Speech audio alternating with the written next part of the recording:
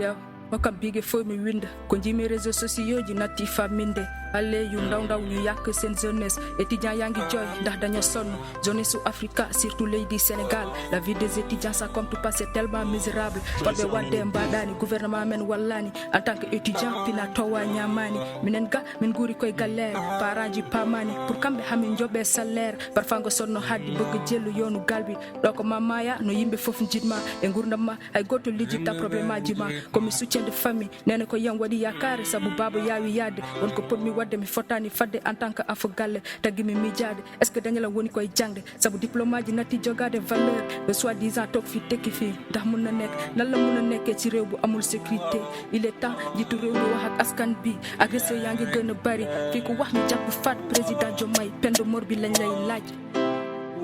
minanga nguna men velane minanga avenir fewan minanga kode koy majer askan bagi joy you gonna ni wallo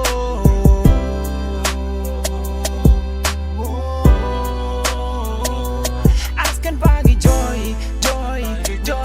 you gonna ni wallo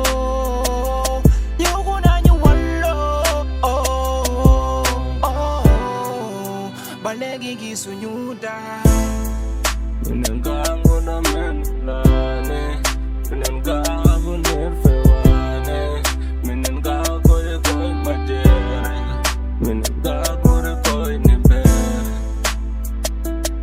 DJ K on the